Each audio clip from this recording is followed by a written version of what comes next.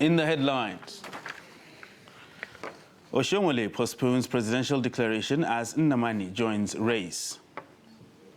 Federal government appeals ruling against Nigerian killed in Ivory Coast. Bus-truck collision kills 2, injures many in Lagos. And on the foreign scene, Israeli forces raid Al-Aqsa Mosque, over 40 Palestinians injured. Hello and welcome to Trust TV News Update. I am Ibrahim Yusuf.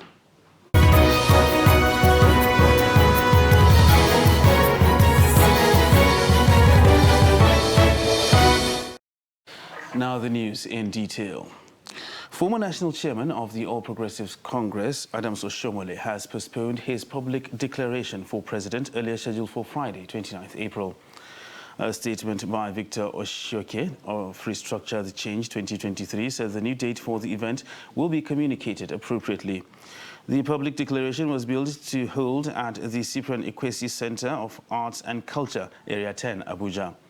Oshomole would be contesting for the party's ticket against Bola Tinubu, Vice President Yemi Oshibanjo, Minister of Transportation Rotimi Amechi, Minister of Labour and Employment Chris Ngige, and Governor Dave Umahi of Ebonyi State. Meanwhile, former President of the Senate, Ken Nnamani, has officially declared to run for the 2023 presidency under the ruling All Progressives Congress, APC. The former Senate President made the declaration in a press conference held in Abuja on Friday. He said he will purchase the nominations forms in a couple of days. He said he is running in 2023 to help unite Nigeria, deepen democracy and rebuild the social and economic infrastructure of sustainable development based on production and fair distribution. And still talking politics, Vice President Yemi Oshibanjo has reiterated his desire to serve the country as president if given the opportunity to do so. Oshibanjo stated this when he visited the Asagba of Asaba, Professor Chike Edozie, in continuation of his consultations ahead of the 2023 presidential race. He said he can lead the nation because he has been exposed to various areas of governance in the last 7 years. On his part, the Asagba of Asaba, Professor Chike Edozie, said tackling insecurity should be paramount for the country to move forward.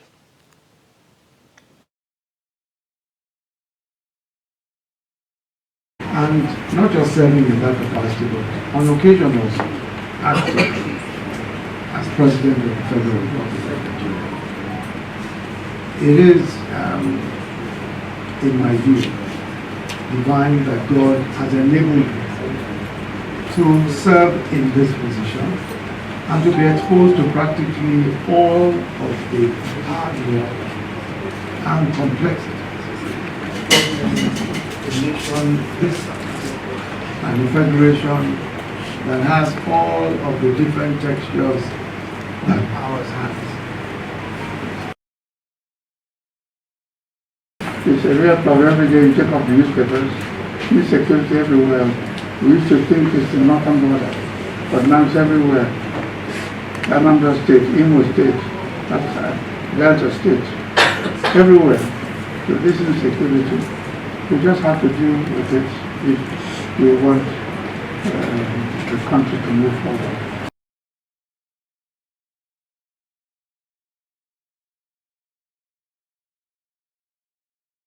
Meanwhile, President Muhammadu Buhari has vowed to use every legitimate means to protect the votes of Nigerians during the 2023 general elections. The president spoke Thursday at an iftar dinner with members of the diplomatic corps. He advised those planning to rig the 2023 general elections to perish the thought. Buhari, while addressing the Russian-Ukraine conflict, called for greater consideration for humanitarian conditions in the affected areas in the ongoing crisis. Dean of the Diplomatic Corps and High Commissioner of Cameroon to Nigeria, Ambassador Ibrahima Saleheddin, pledged that the international community will continue to support Nigeria before, during and after the forthcoming general elections. Bequeathing a stronger culture of credible elections to Nigeria than I met. Those planning to rig the forthcoming election should think twice, because I intend to resolutely protect and defend the sacred will of the Nigerian people to be expressed through the ballot box. As Nigeria goes through this trajectory, I urge our friends in the global community,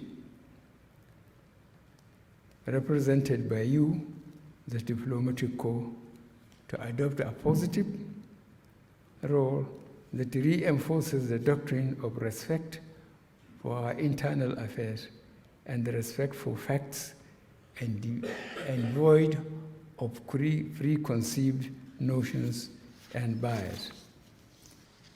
Mr. President, as we enter an electoral year, we pray Allah to put the process under His divine guidance for peaceful, free, and fair elections. Please be assured that the international community will support your government to achieve a hitch-free election. The support will come before election, during election, and after election. Be assured of that, Mr. President. And 2 persons have been confirmed dead in a multi-vehicle accident involving 6 vehicles along Ikorodu Road, Lagos. It was gathered that the victims were returning from Mile 12, where they had gone to buy goods when the accident occurred around 2 a.m. on Friday. Daily Trust learned that 2 persons, a man and a woman, died on the spot, while one of the corpses was taken to a morgue by the Lagos State Environmental Health Monitoring Unit. The Lagos territorial head of the National Emergency Management Agency, Mr. Ibrahim Fariloye, who confirmed the incident, said the members of the family of the second victim came to the scene to carry her corpse. Meanwhile, police operatives in Katsina State have repelled an attack by terrorists at Marina, Garinzaki, Kadagi and Eritsamia villages in Safana, Batsari, Kurfi and Musawa local government areas of the state. 1 terrorist was neutralized and 3 kidnapped female victims were rescued during the operation. 3 AK-47 rifles with 15 rounds of 7.62mm live ammunition and 2 operational motorcycles of the terrorists were recovered. The police spokesman, SP Gambo Isa, who disclosed this in a statement on Thursday, assured that the police will continue to deal decisively with terrorists until they are brought to book. Chairman of Langtang North Local Government Area of Plateau State, Ubandoma Joshua Levin, said the recent killings in Kanam Local Government Area of the state would have been averted if the state government had acted swiftly on intelligence reports. Lavin, who spoke with newsmen at Yakubu Gowon Airport, Jos, said the state government ignored his warning that terrorists were already in the forests, mountains, hinterland, and camping in other places. There are crashes already going on the plateau before my alarm. There's Basa Irigwe going on for a very long time, where computers were killed, about 25 of them, isn't it? Such thing can be avoided. But because the government does not have, they don't care about life and property. All they care is when it happens, they want to take action. When it happens, you cannot protect, you cannot be proactive to prevent it before it happens. So in my own case, I must give it to the STS, who is Professor Ladiatro, who is very prompt always. When I was still an active chairman, he calls for security council meeting with the local government chairman and give us information. And it's left for the local government chairman to go back and do their due diligence. Which, in the process of me doing my diligence, I discovered that those terrorists have even invaded our land. And when I discovered the I collaborated with the local security, and the local security confirmed it. But instead of the government to call me, where did I get my information from? They were busy debunking it. I have an evidence of how the people were migrated into our various territory from Wasi to the dengue axis. I said it. They debunked it, but the security have the report. And the security now said, don't mind, let us continue to protect what we know. Now, 4 months later, Wasi was it. And after the 9 months now, both Christians and Muslims and everybody were near me. It's not about religion, it's not about ethnicity, It's about let us protect ourselves. Security is everybody's business. Commissioner for Information and Communication, Dan Manjang, said Levin's claims were just a figment of his imagination. The commissioner stressed that government had done a lot on security, pointing out that the attacks were not peculiar to Plateau State or the nation, but were a worldwide phenomenon. Over 150 people were killed and about 5,000 others displaced by terrorists who invaded 8 communities of Kanam. Zamfara State Government has arraigned the 2 deposed emirs at the State Chief Magistrate Court, presided by Justice Saadu Garba. The first and second class monarchs were arraigned on a 5-count charge bordering on criminal conspiracy, withholding of evidence, illegal possession of property, and alliance with bandits. Counsels to the 2 emirs objected to the jurisdiction of the Chief Magistrate Court to entertain the case, citing Law No. 7 of Zamfara State 2019, which stipulates that all persons who proclaim Islamic faith cannot be tried at the magistrate court except Sharia court. The case was thereafter transferred to the Upper Sharia Court 1, Samaru Gusau, where the presiding judge, Justice Heidi Saini, listened to the application for bail by defense counsels. The presiding judge granted the 2 monarchs bail on health grounds and age, since they have been in detention for about 10 to 11 months. Here, after the case was read by the Director of Public Prosecution and the prosecutor of the court, he heard the charges and they were read to them. They, as usual, normally they vehemently denied all the charges against them and they proclaimed their innocence.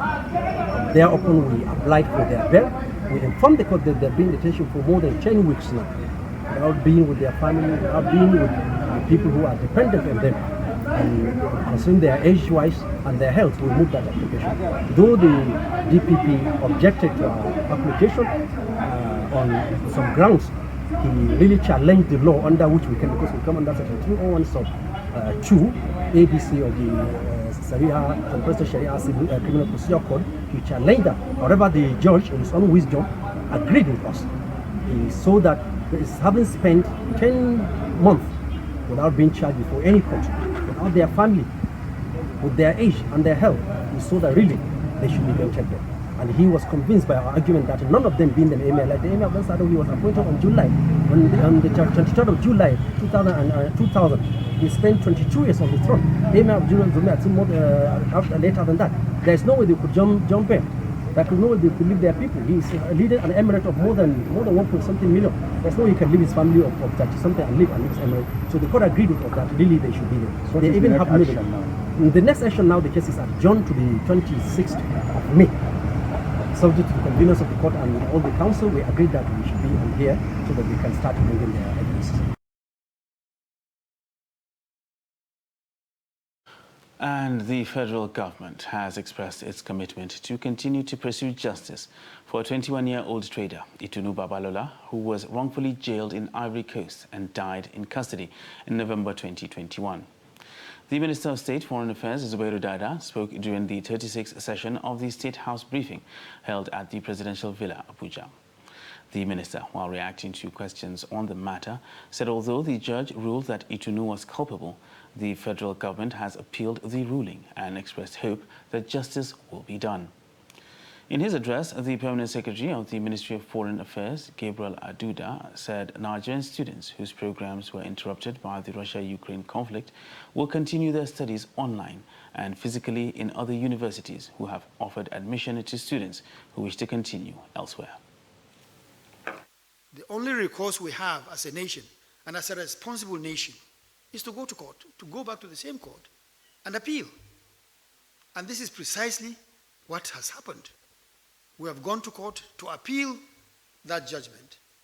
And it was in that process that this lady, unfortunately, they said, fell sick and died in custody. Again, we have insisted that an autopsy be done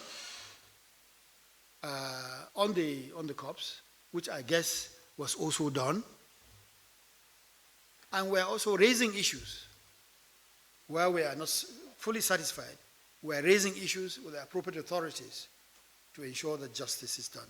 So even in death, we are not leaving the matter to go. We are still pursuing the appeal in court, and because that is the only resort that we have. We cannot take the laws into our hands. In Ivory Coast, we can only, whether they jail her wrongly or rightly, it is their law, which we have to respect. We have no choice over the matter. And again, diplomacy is the only way to go. Reciprocity, it has not gone to the level of reciprocity, because I don't know how we even set about applying the principle of reciprocity in a matter like this. But like I said, we have made all the noises, and at the right places. We have complained, and we're still complaining. We're insisting on justice, that justice be done for this lady who died in detention.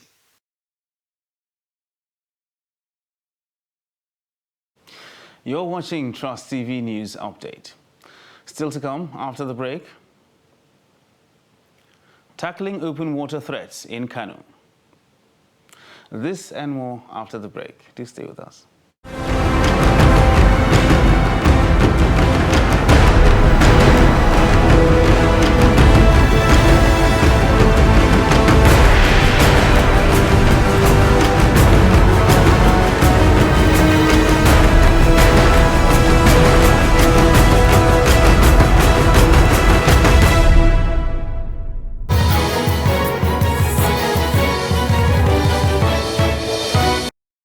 Welcome back, and thanks for staying with us on Trust TV News Update. Now we'll look at our top stories. We told you that Oshomole postpones presidential declaration as Nnamani joins race. And federal government appeals ruling against Nigerian killed in Ivory Coast. And now moving on to other stories. The need to leverage on the ongoing constitution amendment to enhance good governance and service delivery at the sub-national level was the focus of a roundtable meeting attended by top media practitioners and other stakeholders. Organized by the Partnerships to Engage, Reform and Learn in collaboration with Democracy Vanguard, the meeting provided opportunity for senior journalists to reflect on contemporary governance challenges and reforms in the country, especially at the sub-national level. Hamid Oyegbade files the report. The National Assembly on the 1st of March passed the Constitution Amendment bills granting autonomy to local government councils across the country. These bills grant full financial and administrative autonomy to local governments so that each local council can run its affairs independently and effectively. The bills were transmitted to the State Houses of Assembly in the first week of April for ratification. The bills require the concurrence of at least 24 State Houses of Assembly to become law. As part of efforts to raise awareness among citizens on the ongoing Constitution amendment and educate them on the benefits of good governance at local government level, the role of the media in strengthening governance came to the fore at the round table. The managing director and editor-in-chief of the Guardian newspaper, Martins Oloja, urged journalists in the country to play the watchdog role effectively. So you see the issue here today about the local government. Local government is a failure in Nigeria, and that's supposed to be the most important, whether it is tier of government or level or whatever you call it. Because as Tip O'Neill, a former Speaker of House of Representatives in the United States, stated in a very graphic form, in a seminar way, said all politics is local. Ambassador Jerry Ugokwe of Democracy Vanguard said devolution of power to local government level will aid good governance. We want power to be devolved to the local governments, i.e. the local government will have the autonomy, both administrative and financial, so that they will do the right thing for the people at the local government levels. The Chief of Staff to the Deputy Senate President, Dr. Otive Igbozo, said since most citizens live at local levels, real governance should happen at local government. We know that Nigeria is having huge challenges today. Challenges of security, challenges of infrastructure, challenges of public services like education, health and water. Now, if there is effectiveness at all levels of governance, especially at the local level, then these services will be provided to the people through policy, through budget and delivery mechanism. The head of governance, British High Commission, Sam Waldock, said UK is proud to support democracy in Nigeria and happy with the progress made on constitution reform. And the Kano State Ministry of Environment collaborating with local government authorities to provide permanent solution to the threats of open water and ponds across the state. This follows reports that several people, mostly children, have drowned in many ponds across the state. Idris Jibril has been following the development and now reports. Open water or ponds can be found in many parts of Kano metropolis. These places serve as a major hotspot where children with little or no experience on how to swim pass time. The ponds are also threatening the environment. Some of those open waters, they used to be places where people dump waste indiscriminately. And unfortunately, these open waters, some of them, they recharge our wells. So you see there will be a source of pollution. The water in our wells will be contaminated and many other environmental challenges that are posed by these open waters. Out of the 113, the number of people dead in that case is 98 people lost their life out of 113. Virtually on daily basis, children are being reported to have been drowned to death while swimming or fishing in many of these ponds across Kano. I know this open water for many years and it kills people on an annual basis. At least every year, 10 to 17 people died here. At lowest, we may record like 8 to 9 deaths.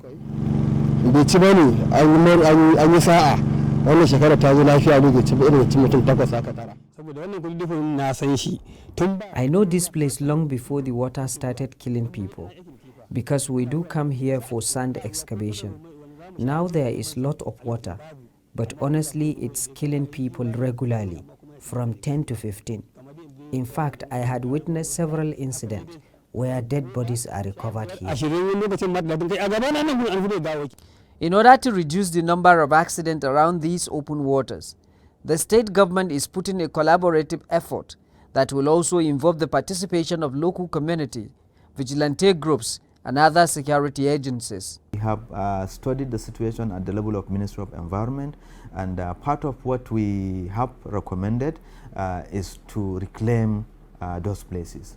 And while those that are too large to be reclaimed, we are collaborating with Ministry for Local Government to ensure that we have a sort of fencing around those places so that human beings, especially children and animals, will not fall into those waters. And it will also prevent people from throwing waste into those waters.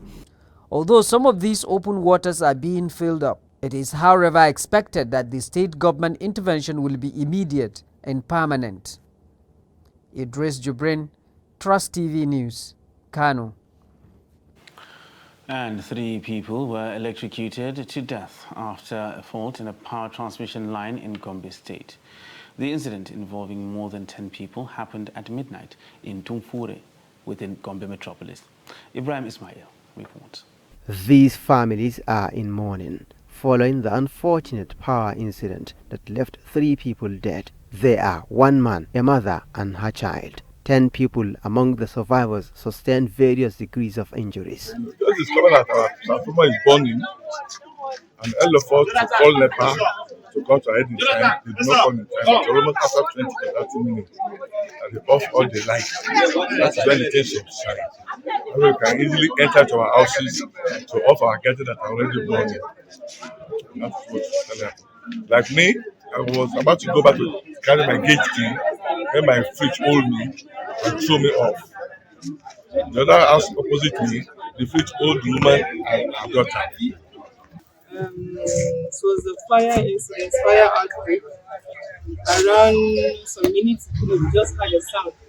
So I'm coming to see that fire engulfed the house. but we are able to save the children. After saving the children, we came out thinking that it's only the house, only for us to find out that it's everywhere.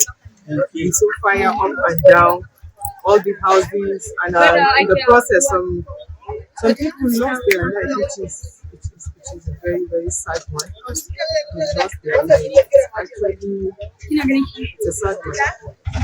It's a sad one. Abu Yusuf lost a brother in the incident. He is calling on authorities of Jos Electricity Distribution Company JET in Gombe State to take responsibility for the incident. Let JET do the right thing. Let them come and take care of all the casualties, all the meters that burned here. They should replace them without requesting anything. And they should make sure they pay completely what people lost here. And we're going to take absolute and complete data inventory. Gombe State Governor Inwo Ahia, who sympathized with the families of the victims and give financial assistance, vowed to ensure justice for the victims. And I have addressed the family members directly, and I can see that outside there are a lot of things now waiting to hear what we do. We promise that we shall pursue this justice and inshallah there will be no repeat of such a case. And I've asked the youth to calm down and await for the outcome of the security report. Residents of Tumfure, who attributed the incident to faulty power connection, said JET is responsible. When contacted, the management of Jos Electricity Distribution Company Gombe office said the incident was natural disaster. From Gombe, Ibrahim Ismail reporting for Trust TV. And now look at the foreign scene, where Palestinian Red Crescent says at least 42 Palestinians have been injured in a raid by Israeli police forces on the Al-Aqsa Mosque compound in occupied East Jerusalem, following weeks of violence at the Flashpoint site. The unrest came on the final Friday in the Muslim holy month of Ramadan. Most of those injured suffered upper body injuries, and 22 people had been taken to hospital. Israeli police said forces entered the compound after rioters hurled stones and fireworks, including down towards the Western Wall, the sacred Jewish site below the Al-Aqsa. Police said 3 people had been arrested, 2 for throwing stones and 1 for inciting the mob. And that wraps up Trust TV News Update for this hour. Don't forget, you can subscribe and follow us across all our social media platforms. I am Ibrahim Yusuf. Thanks for joining us.